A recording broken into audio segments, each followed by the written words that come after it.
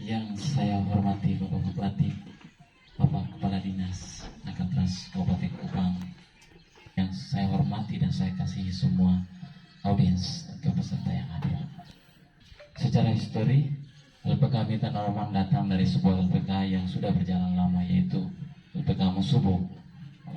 Sudah memberangkatkan ketiga atau yang gelombang ketiga. Jadi untuk hari ini yang berangkat, yang kita persiapkan untuk pelatihan level A dan kemudian dipersiapkan untuk pemberangkatan ada 6 orang. Nah, proses ini kita awali dengan pelatihan basic. Jadi ada beberapa peserta yang memang melakukan pelatihan basic bahasa Jepang di Kupang, ada yang di Atambua sudah. Kemudian mereka harus melakukan pelatihan tahapan berikutnya, yaitu di Bali. Nah, di Bali, kenapa kita di Bali? Karena di Bali itu kita difasilitasi oleh sebuah klinik Jepang di Bali. Nah, di klinik Jepang ini mereka belajar kurang lebih 4 bulan. Setelah mereka belajar di klinik Jepangnya, di situ sambil belajar keahlian di kliniknya, mereka juga belajar bahasa Jepang. Nah, di sana mereka diasramakan.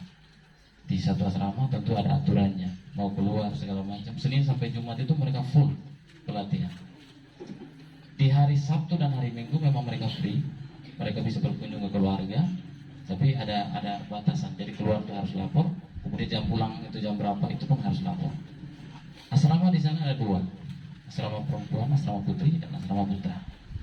Setelah mereka pelatihan setelah 4 bulan mereka wajib ikut tes JLPT atau tes kualifikasi bahasa Jepangnya di BLKN Surabaya. Di BLKN Surabaya. Nah, setelah mereka tes di BLKN Surabaya lulus, di situ ada 2 sertifikat yang mereka tes. Bahasa Jepang yang kita sebut dengan JLPT, dan minimal level yang mereka harus tempuh itu adalah N4. Jadi level bahasa Jepang yang paling minim itu N5. Komitmen kita adalah bahwa ke depan kegiatan-kegiatan yang sifatnya pelatihannya di luar ini nanti ke depannya kita komitmen untuk diadakan di NTT. Jadi kita akan adakan suatu tempat seperti asrama segala macam. Nah, ini prosesnya perlahan kita lakukan karena bagaimanapun upaya meningkatkan pengontrolan yang tadi secara kemitraan dengan pemerintah tadi itu bagusnya kita adakan di NTT supaya nantinya otomatis dari pihak Jepang akan datang dengan sendiri datang dan melihat kemudian mengevaluasi dan merekrut langsung dari sini. Secara otomatis dari pihak Jepangnya pun bisa kita kontrol atau kita identifikasi perusahaannya seperti apa. Nah, ini komitmen kita. Jadi komitmen kita ini kita buat dan terbuka untuk semua masyarakat. Kedepannya bagaimana supaya mekanisme pembiayaannya lebih murah.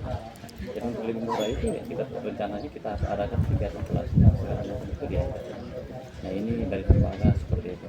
Lembaga tetap minta dukungan, lembaga tetap berusaha memperbaiki, membenahi hal-hal yang sifatnya kurang, hal-hal yang sifatnya tidak lengkap yang tadi, dengan melengkapi tenaga pengajar, tenaga ahli untuk persiapan kompetensinya ke depan.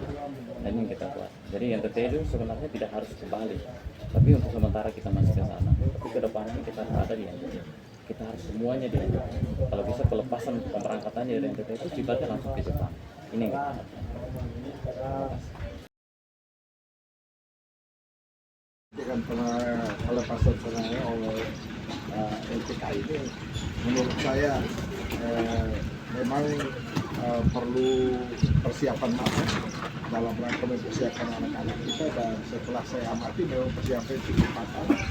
Kita percaya bahwa mereka ini akan mengikuti persiapan lanjutan di Denpasar dan kemudian mereka akan mengikuti sebagai tenaga kerja dari kesehatan itu khususnya nanti di rumah sakit luar biasa.